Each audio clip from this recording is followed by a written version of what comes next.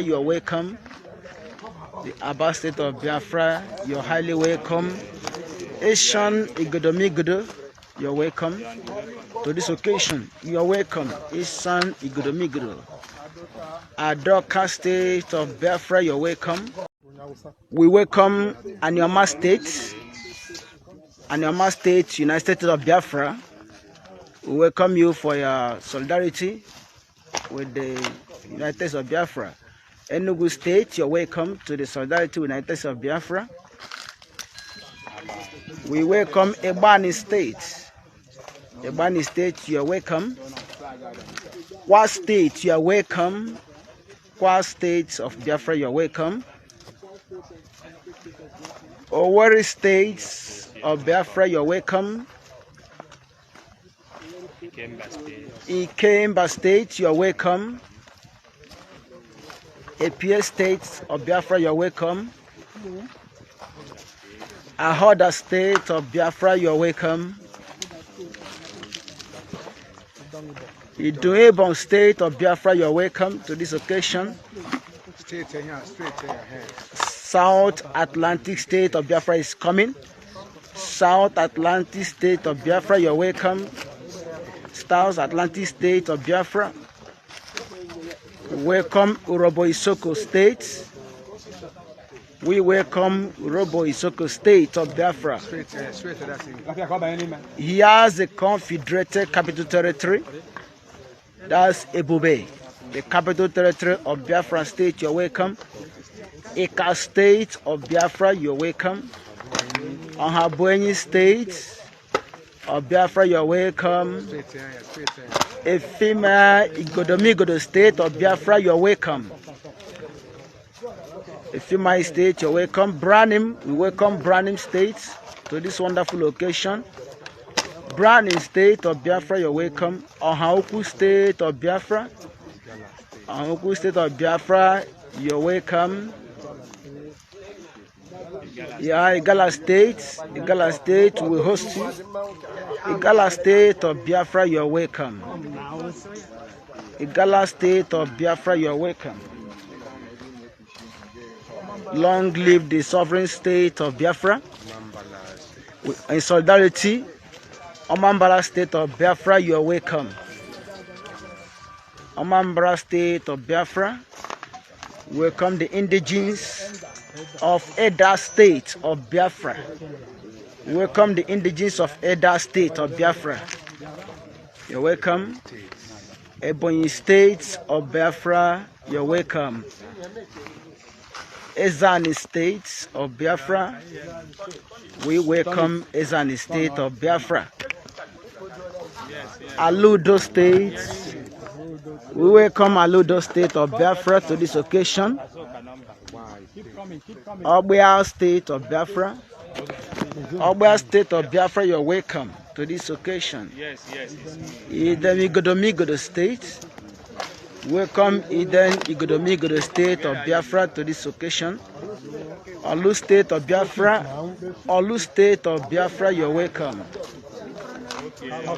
Calabar State. Calabar State of Biafra, you're welcome to this occasion. We also welcome Ekon State of Biafra to this solidarity rally. And the Aba States of Biafra, you're welcome. The Aba State of Biafra, you're highly welcome. Asian Igodomigudo, you're welcome to this occasion. You're welcome. Asian Igodomigudo. Adoka State of Biafra, you're welcome. Iwuroha State, you are welcome to this occasion, highly represented. Apaki Oro State of Biafra, you are welcome. Apaki Oro State of Biafra. Apaki Oro State of Biafra. Itai Anan State, you're welcome to this occasion. Iwere State, you're highly welcome. You're welcome. Ikumisia State of Biafra. And a lot more, you are all welcome to this great occasion. You're all welcome to this occasion. Come on. You are welcome to this great occasion. the Alliance State of Biafra. Welcome your solidarity, the Alliance State of Biafra. Ebonyi State of Biafra. You welcome. Ogoja State of Biafra. Ogoja State of Biafra, you're welcome. Odumegwu, Jubilation State, that's our hosts. You're welcome to this great occasion happening live in Odumegwu State of Biafra. Happening live in Odumegwu State of Biafra. We have the presence of the Royal Highness to this occasion. The governor of Kanu State is present. A reputable man of honor here to grace this occasion, saying that Biafra has come, and we all solidarity with Biafra sovereignty all across the 40 states of Biafra represented to this occasion. Happening live today, Sunday, the 10th day of February 2025. Biafra Solidarity Rally goes on. All hail Biafra. All hail Biafra. All hail Biafra. All hail Biafra. Biafra, we hail thee. Happening live in Odumegwu State and Ebube, that is the capital territory, the confederated capital territory of the 40 states of United States of Biafra. The representatives all over the 40 states are here today, Sunday, 10th of February 2025, to grace the occasion. Ebeka unusi Biafra. Ebeka unusi Biafra. Agama hapu Biafra gawe bozo gabiri. Agama hapu Biafra gawe bozo gabiri. Biafra gabindo. Ebeka unusi Biafra. Ebeka unusi Biafra. Agama rapu Biafra gawe bozo gabiri. Agama rapu Biafra gawe bozo gabiri. Biafra gadindo. Ebeka unusi Biafra. Mazin Nnamdi Kanu, another savior. Greetings, His Excellency Prime Minister Simon Ekpa. Greetings, our leader, Mazin Nnamdi Kanu. Greetings, secretaries of Biafra, departments and cabinet members. Greetings, the 40 state governors and the commissioners. Greetings, the Biafra Liberation Army. Greetings, Defense Forces, Defense and Air Force. Today, we gathered here to affirm the sovereign state of Biafra and the support of the citizens to defend our land. We gathered here today to let the world know that the 40 states of Biafra will defend our motherland from any foreign invader. We have been killed enough.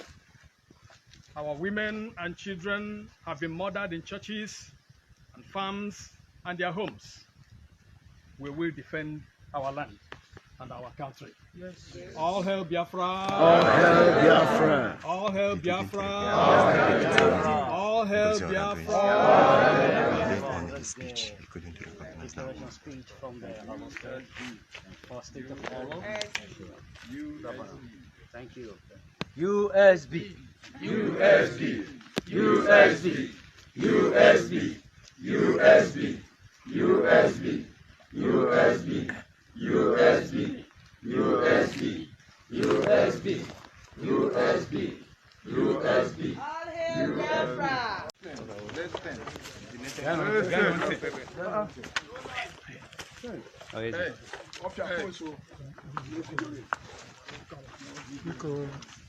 All hail Biafra. All hail Biafra.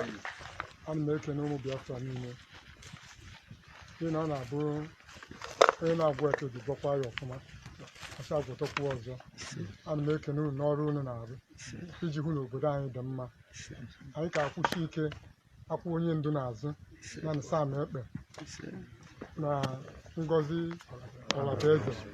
You open a have what I in can you get me? You open the Duku can you make? Can you get more? You make a Biafra.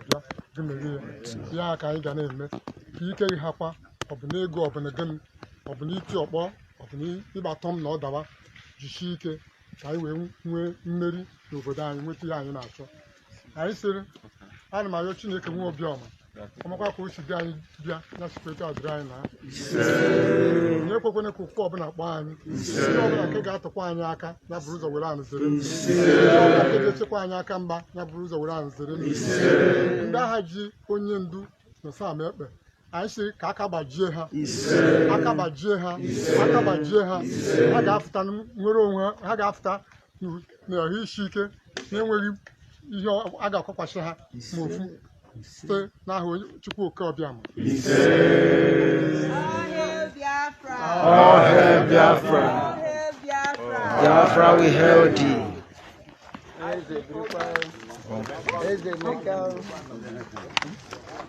Not get it right. I'm telling you, ICC is playing down the role they should be playing, among the United Nations member nations. So this time around, we've seen how Finland actually is trying to prank Nigeria down. They have not come out with any substantiated evidence that Simon Ekpa constituted any insecurity in the southeastern Nigeria. Obviously, they invited. It was so clear that Finland invited Nigeria to come, Nigerian government agents to come to Finland with evidence to show that Simon Ekpa is behind all the miscreants, hoodlums, causing insecurity in the southeastern Nigeria. Nobody could honor that invitation. It was only Igbo woman, Bianca Ojukwu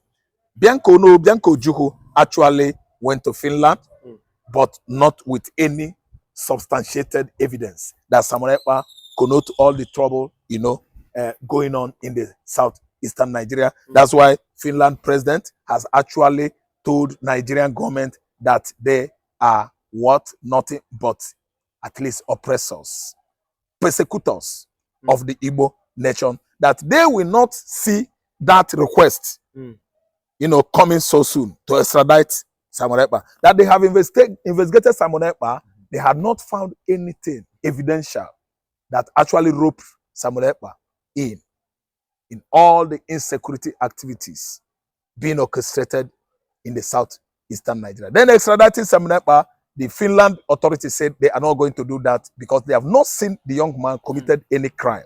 So this time around, they invited Nigerian government again, officials, to come to ICC actually to testify, to tell them the reason why the Christians in the southeast, the Igbos, the farmers in the southeast are being maimed, decimated, pie on daily basis. Nigeria could not send any of their agents.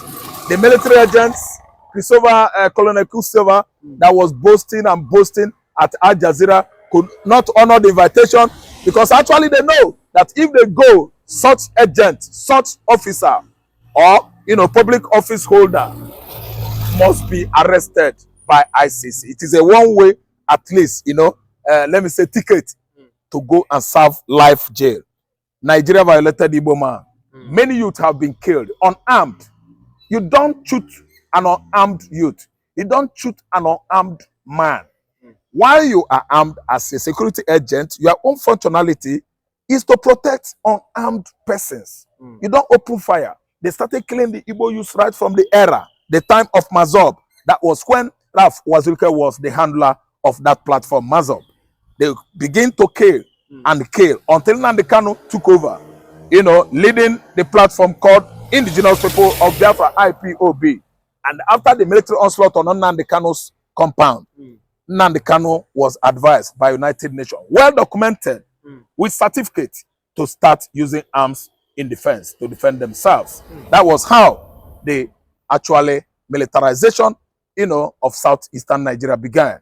And actually it got hot when federal government of Nigeria all of a sudden illegally renditioned Mazi Nnamdi Kanu from Nairobi, Kenya into Nigeria. And it's what sparked international outcry. Nigeria has been on the pressure to release our freedom fighter, MNK Mazi Nnamdi Kanu, who has been incarcerated for over how many months now? More than 48 months. Kanu was sitting somewhere. in Abuja at the DSS facilities. We are at least campaigning, agitating for Mazi Nnamdi Kanu's release, and that was how Samuel Ekpa come into the game. Yes, of Biafra, actualization. Mazi Ekpa, did he commit any crime? This is somebody that has started from where Nnamdi Kanu stopped.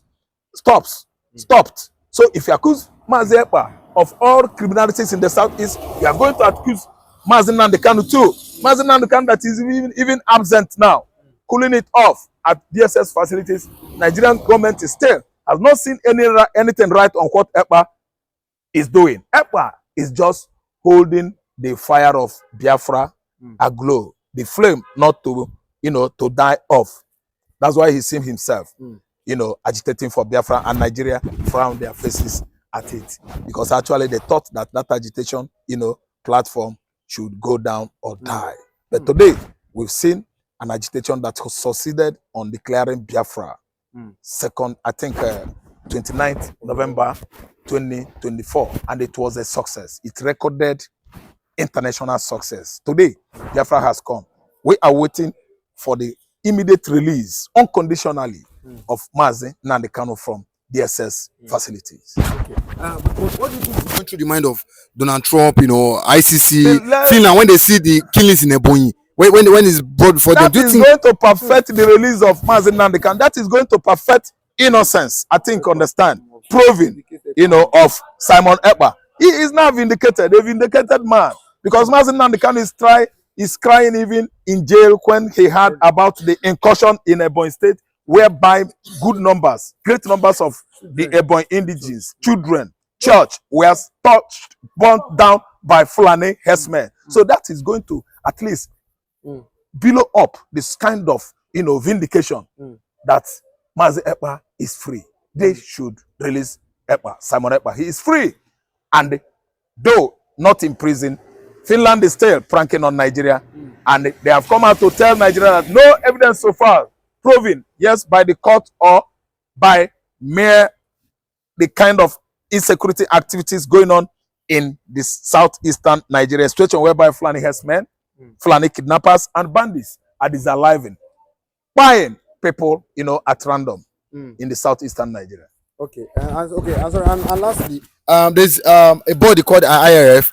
According to them, Tinubu and Bianca, I think we were in that meeting just recently. They said the most one of the topmost country where Christian is very, very difficult for Christian to live in is Nigeria. Yes. So what's your take as regards this? You see the incursion of the Fulanis into the Christian communities. All the Christian communities in the north, they are living by closing one eye and opening the other one, because you can't sleep, have your peace. The Fulanis, jihadists, they are all over Nigeria, in the south, in the north, in the southwest, in the southeast. They are incursioning to Yoruba land has exploded in recent time or recently, when they are coming in their large number every 5:3, 4 a.m. Trucks loaded with Fulani youths are coming into southwestern Nigeria. I don't know what they are looking for. I don't know their occupation and their area of specialization. They are just coming, and they, without anything like professionalism, professional job. What is their job?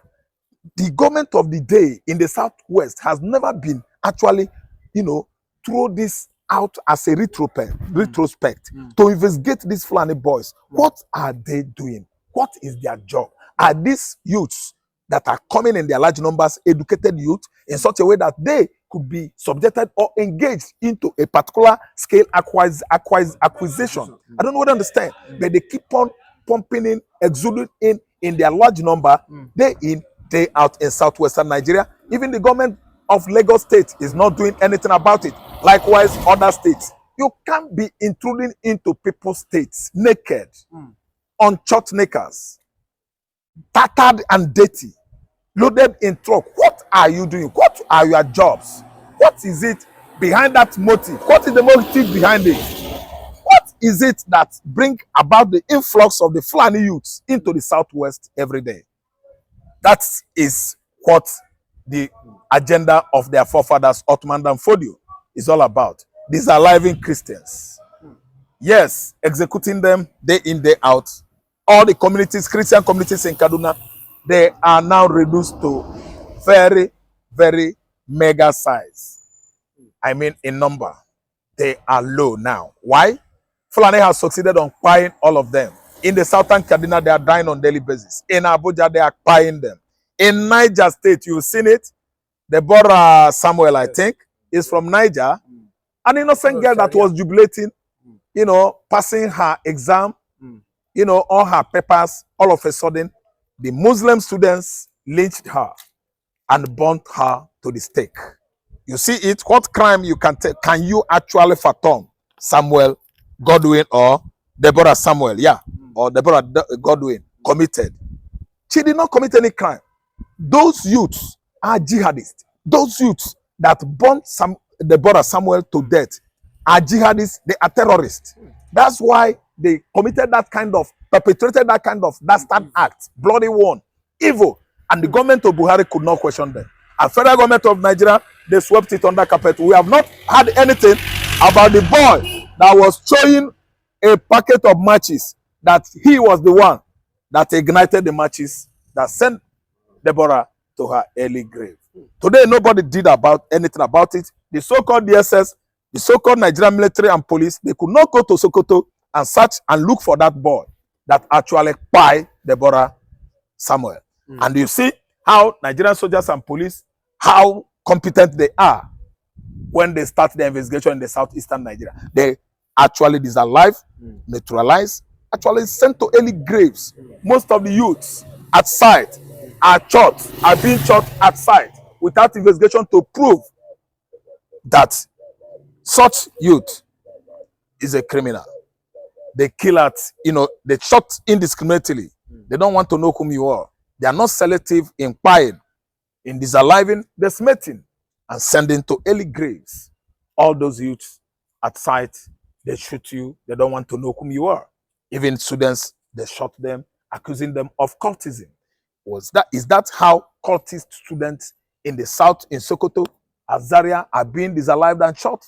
In the north, it's because we're Igbos. That's why they're reducing the people of that region in their large number, so that during census, they will come up telling us that they are the majority. There are many systems and agenda these people are coming up this time around. And what surprises me is that this current administration, the head of the government, is from the south. Still, Fulani has the infantry, impetus, and prerogative to be committing all these dastard